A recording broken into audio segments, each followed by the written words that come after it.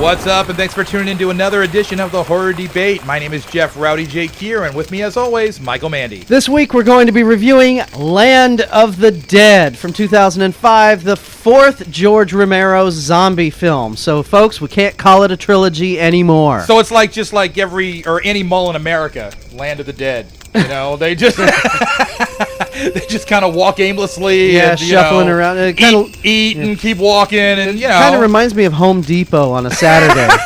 True, that's true enough. Shuffling around. You know what I like to do is I like to walk into Home Depot because everybody knows someone named Mike. So I just walk into a crowded place like Home Depot and I just shout out, "Hey, Mike!" and see everyone turn around and they look just like those zombies looking up, going, "Oh." You know what? Maybe that's what I'll do next time I need help. Shuffling. I have stood in a Home Depot for 20 minutes and people would walk by me and look at me and keep walking. Yep. You know, I don't get it. But anyway, Land of the Dead, George Romero. This is not a Home Depot review, folks. No. All right, go ahead.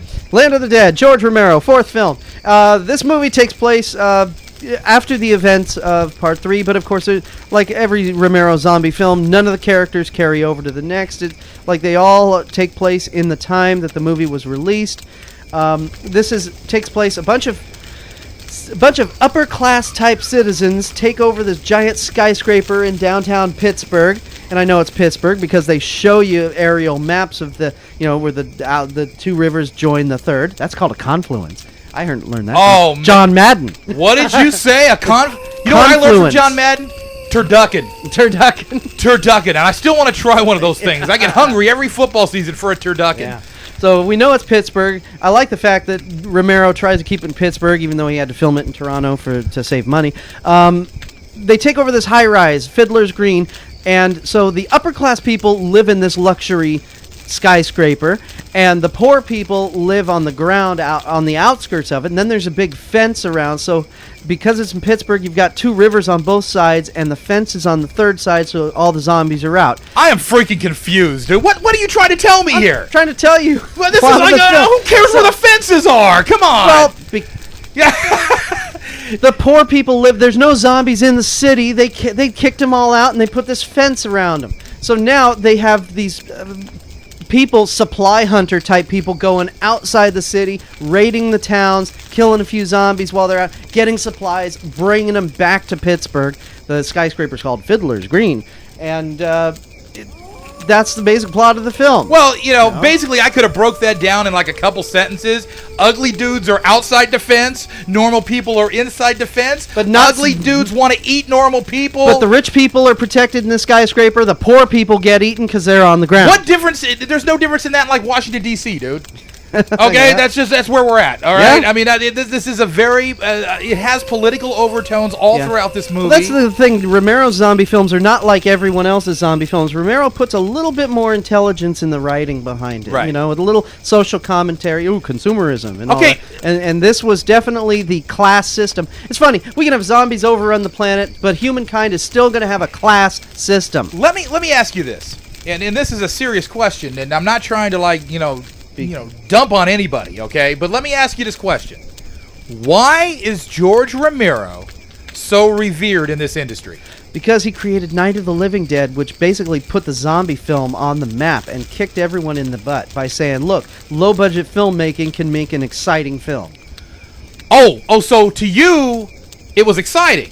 Well, for what was going out there at the time. Okay, because my experience. Not this film, by the way. This film was not exciting, but I mean, Night of the Living Dead at its time. My experience with the Of the Dead movies, and anything that says Of the Dead from now on, I'm gonna flush.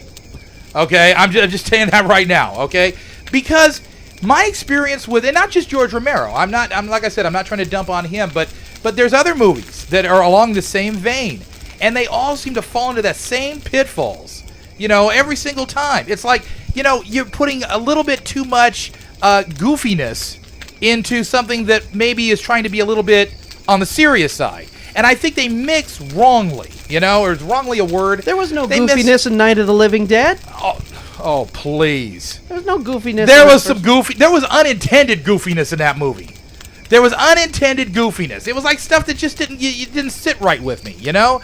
And I go listen to that review, and you'll understand exactly what I'm saying. Take a refresher on my review, Mike. Okay? But in all honesty, this one, you know, and again, the other movies that George Romero has done that I've watched, like Day of the Dead. I mean, what? Okay, Day of the Dead was very talky. I'll give you that. Day of the Dead was a half an hour movie stretched into 90 minutes. Why? That's all we had to say. Hello, welcome to the Horror Debate. My name is Jeff. Your name is Mike. We're reviewing Day of the Dead. Why? That's all we had to say. Because Romero directed it, and there were a lot of zombies in it, and Bub was cool. Bub was cool, but that movie had oh my God. And this one came close to that a little bit in certain ways. Actually, going back to Bub, this movie is an extension on Day of the Dead, because in Day of the Dead, Bub, the zombie Bub, he saw the army guy and he saluted. And they're saying, oh, he still has trace memories of when he was alive. Well, this movie now has a zombie, Big Daddy, the gas station attendant guy. No, that's me. That's Big Rowdy. Big Rowdy, right. Yeah, okay. No, Big Daddy, the gas station attendant zombie, he had intelligence. He had more memories. He was walking around still filling up cars with gas. Well, the cars weren't there, but he was going through the motions. A gun falls on the ground. He picks it up and studies it and carries it with him. He finds out accidentally how it works. So it wasn't like he picked it up, oh yeah, and starts shooting everybody. No, they show the progression of the learning curve, and he was the leader of them. Most of them were shuffling around. When the people come in on the big thing to get the supplies, and people get killed, but he gets mad at them. Why are you standing around? He doesn't say that, but he acts it. You know, so I give props to the actor who played Big Daddy, Eugene Clark. He showed a lot of emotion and range for a dead zombie, and he leads these people on. And you know, one thing, I just have to say this: I have trace memory of being alive too, like before I watched this flick. Okay, I just wanted to interject that. I have a little bit of trace memory on that I wanted to see this movie, and I was actually very excited that this movie was coming out because I thought it was going to kind of redeem the zombie film. From all the previews that I had seen and all the little snippets and things like that, I was like, finally, and I'm not going to do The Rock, finally, there's a zombie movie that's going to kick some ass. Yeah. That's what I thought, okay? And it achieves that a little bit. And as you were saying, some of the points you just made, totally valid points and totally true. That you know, I love the intelligence in just like we were talking about in the other review of Bub. You know, I love that. That made sense to me. That clicked in my head. You know, that these guys aren't just like, you know, there's something going on upstairs. Yeah, they're not just mindless. Which is more than I can say for some of the directors that we deal with, right? I mean, there's something going on upstairs. So so I really enjoy that part of it. I think Romero, that's the one thing he does really well, is he brings the intelligence of these so-called dead. Well, it's the writing to the screen. It's the creation and the writing. Sure. Romero's zombie films are a step above. He puts a little bit more into it. Yeah. So, you know, here's the other deal I got with this movie, okay? And this is, again, going to be a little bit of a rant, and I apologize in advance, but, no, I don't. But anyway, John Leguizamo, okay? This guy, I want to like him. I really do. I think he's got a lot of talent. I honestly think somewhere in that body, there is a lot of talent, okay? And he's screaming. It's like a hyper kid. It's screaming to get out. And it occasionally there will be flashes of brilliance. But he is in the top 5 of the actors that grate on my nerves. The absolute worst, okay? And I don't exactly know why. It might be the delivery, and I don't, you know, all that. But there's something in the way he portrays his characters in movies. Now, I will say that I saw a boxing movie. I think it's called Undefeated or something like that, with him in it, and he was the main character.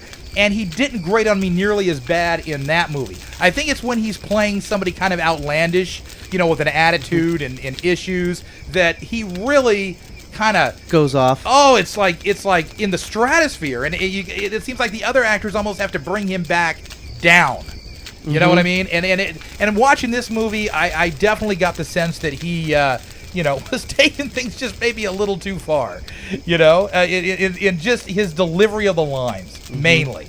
Okay. Yeah, I agree. He grates on my nerves a lot, but then he'll do a film that I'll actually go, wait a second, he was actually pretty good. Like in To Wong Fu, Thanks for Everything, Chi Rodriguez. Oh yeah, that was a hilarious that's film. Right. That's right. He was awesome in that film. Summer of Sam, he showed that's so much a movie restraint. that he can stretch. Yeah. That's a movie where he can stretch. He's not playing kind of that more serious. You know what I mean? I agree. He drives me nuts, but in this film he showed a lot of restraint. Mm-hmm. I liked him in this film. When he was in Spawn, I couldn't handle that. He did a lot of Pest. That character suited him. Yeah. In Spawn, that was the perfect character for John Leguizamo. He can spew as much as he wants. I didn't even like him in Ice Age, and that was just his voice. Okay, man. All right. Okay. So enough of the bash. In this film, John Leguizamo did pretty good. I just want, he bugged me a little bit, and that's what I wanted to say is that it's kind of like a preconceived notion now that when I go see a movie that has John in it, it's like, oh, here we go again. Here we go again. And I don't want that to reflect on the movie. I thought he did a competent job with the character, but I thought but the he was character going fit up him. there. He was starting to go up the grading scale on the Rowdy scale. Okay? Really? He was starting to, and I think he's okay, like I said in this movie. But some of the stuff that he's done previous, man, it leaves that taste in my mouth, man. I don't want to hear about a man leaving any taste in bad their mouth. Stuff, dude. Bad analogy. Bad stuff. Okay. So, what do we think? It's funny. This movie shows also the world can end. There's still a class system. And it's funny, when they're showing how nice it is inside Fiddler's Green, they show TV commercials to show everyone, you want to be in Fiddler's Green. And it's funny because they show a cage with a bunch of birds in the lobby. They were fake birds, but I was just thinking, yep, gilded cage syndrome. Now, why you got to blow it for everybody that it's fake birds? Huh? Okay, spoiler warning. There's fake birds in a cage in the lobby. Well, what did that have to do with the movie? It didn't, but it was just Romero showing fake birds. There may have been some people out there that thought they were real birds. You know what I'm saying? I'm sorry I ruined it for everybody out there who saw that movie and went, those were fake. All right, okay, so move on. Asia Argento. That's what I was going to go to. Go ahead and get to Asia because I know you're going to go like 20 minutes on this. And by the way, folks, it is pronounced Asia. It's not Asia. She's not a continent. Her name is Asia. Okay, go for it. Did you like her tattoo on her stomach? Man, she's got this crazy tattoo on her stomach. Anyways, Asia Argento. It's funny. This is the first film I've seen her in where she keeps her clothes on.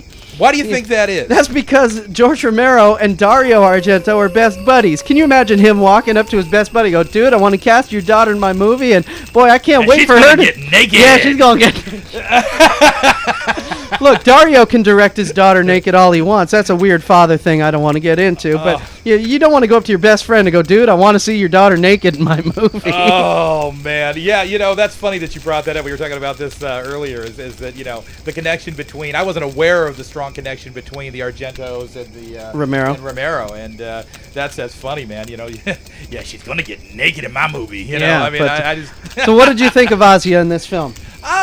She was a little hard to understand. Yeah, she mumbles. I don't think English is her first language. Yeah. And she mumbles a lot. That goes for 99% of the actors we watch, Mike. Yeah. So, come on now. I thought she was totally cool. I thought most of the acting in this movie was right up to where it should have been. It wasn't a bad cast at all. You got Dennis Hopper who looked a little confused, I thought, really? with the whole thing. He wasn't nearly as smooth. In this movie, and maybe it was the character he was playing. Yeah, I think he was trying to play a prick really well, and yeah, he did play a prick really well. yeah, but I was expecting a little bit more smoothness out of that. But beyond, like I said, this movie, you're more worried about the acting, I think, of the actual zombies than you are of the people. Yeah, this film, the zombies were more interesting than the people. Yeah. I mean, I was watching this going, oh wow, there's Big Daddy. Oh look, there's the Callista Flockhart zombie. And I started giving zombies names. Yeah. Big Daddy was pretty cool. But you want to know something funny? In all this movie, they wanted the audience to sympathize with the zombies. The zombies were actually the good guys in this film almost. And you never saw Big Daddy bite anybody or eat anybody. They gave him everyone around him was attacking people and ripping limbs and arms and legs off. Right. You never saw Big Daddy act like a zombie. he acted like a person to get the audience's sympathy. That I know was on purpose. Okay, well, he didn't do it for me, but of course, it's very hard to get my sympathy sometimes. But like I said, Big Daddy was cool. Every time I say Big Daddy, I just have to say this. Every time I say Big Daddy, I think of Dog the Bounty Hunter and his wife. Everything's because Beth always calls him Big Daddy. Oh, Big Daddy's gonna do this, and oh, Big Daddy's gonna do that. And I'm like, now I'm flashing. I'm watching Dog, and I'm thinking of Big Daddy the zombie. I don't know. Just by me personally, Also, a little bit of trivia in this film. If you look near the beginning, the two guys who did Shaun of the Dead are zombies in it, and people go, "Where are they? Where are they?" They're the ones when you first see the place where the zombies are fighting each other, that weird little town that the little midget guy with the cowboy hat is. They're the ones where get your picture taken with the zombie. That's Simon Pegg, the guys in Shaun of the Dead. Right. Well, they, some people really dig Shaun of the Dead, and we're going to do that review here coming up pretty soon. I have a little bit different view on that flick, but I know you're a huge fan of it. And those two guys are in another movie coming out here pretty soon, too. We got to go check that out. But anyway, I got to say, Mike, I expected a little bit more out of this movie. Yeah, so did I. And it was unfortunate that we didn't get it. I thought we were going to get like a definitive zombie movie, American zombie movie at that was really going to make us take notice again of George Romero and of the whole genre. And it didn't really go there. I mean, it was a kind of a lot of the same stuff from previous movies. Kind of had some of the same pitfalls as earlier George Romero movies. The effects were a lot better because it was done at, of course, a later time. Technology moves on. But, there were a lot of good visuals in this, like when them rising out of the water and all behind and the light behind them and the shadows and everything. I would agree with that. Good visuals in this film. I think it was shot really well. There are certain things that worked really well in this movie, and unfortunately, some things that didn't. But this is, if I had to rate it, which of course I wanted more out of this film. I mean, when the movie ended, I was torn at the end of this movie because I'm happy because the good guys, everyone. It's not like these movies made nowadays where everyone dies at the end and oh my goodness, everyone, No, there's almost a happy ending, but afterwards you're going, well, gee, I'm kind of happy, but I'm kind of feeling left out. And Mike. I don't know, man. I was torn. It had an ending. Yeah. They didn't roll text up in my face. That's right, no text. So it gets an extra bonus just for that, right? Mm-hmm. I mean, it actually did have an ending. So it's funny. Gee, we should head out to Cleveland. Gee, I haven't heard from them in a while, and I'm thinking to myself, oh, it's Cleveland, no loss. Oh, come on now. All right, so apologies to everyone. What are you going to give it, Mike? I mean, what do you think? This is a tough one. Yeah, this is a tough one. I would have to say straight down the middle. It's either a solid 2 or a weak 3. I don't know. I think it's a week 3. Yeah, I do. Was leaning towards. I think it's a week 3. I think more worked that didn't, but you still have the same pitfalls, and the Romero curse continues, in my opinion. Okay, I love what the guy tries to do, and he's got a lot of wonderful ideas, and I kind of also dig the political overtones or undertones as they are in this type of film, but I don't know. The mixture is a really odd cocktail, and I wasn't grabbed by it in Land of the Dead, and with Leguizamo, all the time. But he wasn't in this film. He was all right in this film. He did a little bit, Mike. Honestly, he did a little bit, and maybe I'm a little more sensitive to it because I've actually had to sit through Spawn like 38 times, with the kids and everything else. So, did you see The Pest? The Pest? The Pest. Yeah, he was in this movie. I told you, John Leguizamo, man. What are you doing? What's the deal? No, I actually haven't seen a movie called The Pest. No, okay. no. Yeah. But do I need to? No. Oh no. No. You'll break your TV. No, I won't. Leguizamo. God couldn't make me break my TV, dude. Okay. So all right. I'm giving this a solid 3. I'm actually giving it a solid 3 stars. I don't think it's a weak 3. I think it's a solid 3, and I'm sticking to it. All right. I'm Michael Mandy. He's Rowdy. Jeff. We'll talk to you next week at the Horror Debate.